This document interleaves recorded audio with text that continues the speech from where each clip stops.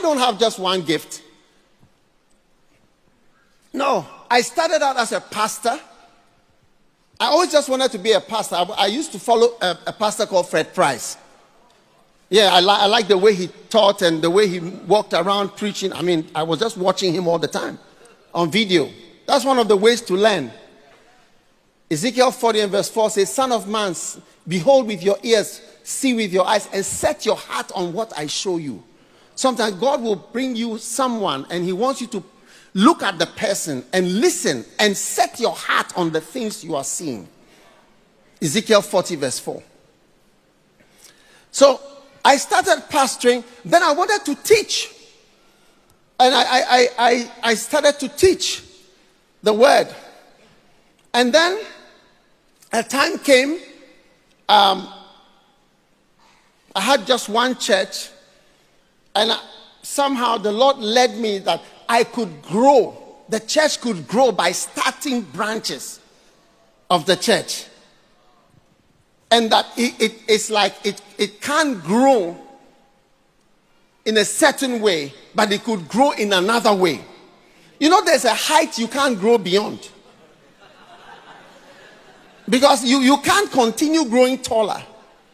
There's a point, that's your height. But you may grow fatter, or your stomach may get bigger, or other parts may develop, you know. So the Lord showed me that, look, the church can grow in another way. And that's what led me to start churches. I kept starting more churches. And the way to start churches, that's the apostolic gift.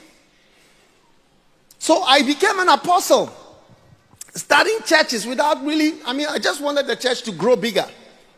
Until the branches were bigger than my church.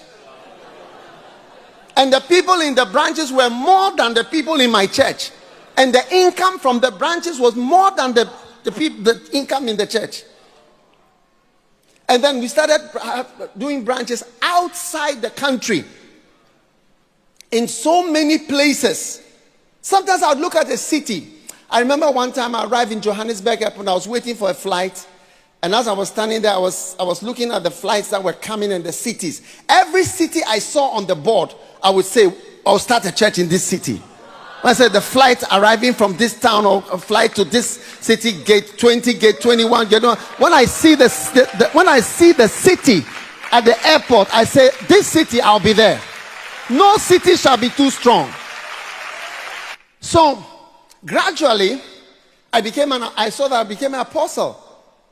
Then one day, I felt the Lord telling me that I should have crusades. I said, me, nobody knows me as an evangelist. But I've learned, you see, people say it's painful, it's costly to obey. It's very, you have to make a big sacrifice. Listen, try disobedience and see how costly that one is. So I started evangelism, I started crusade. I said, Lord, nobody knows me as an evangelist. It's going to be a problem.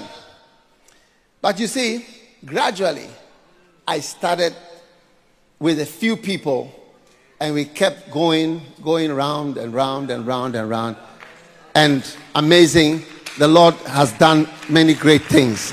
And many other gifts. Recently, not so recently, but over the last 10 years, I started writing songs. I started producing music. Yeah. And I have so many other things. One day I was praying, I said, Lord, the Lord was telling me this scripture that I'm going to account for everything. I said, wow. I started writing books.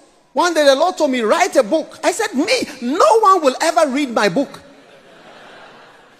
Why should I write a book when Kenneth Hagin and great people have written books? How will anybody ever read my book? But I was afraid. You must fear to disobey. So I decided to write.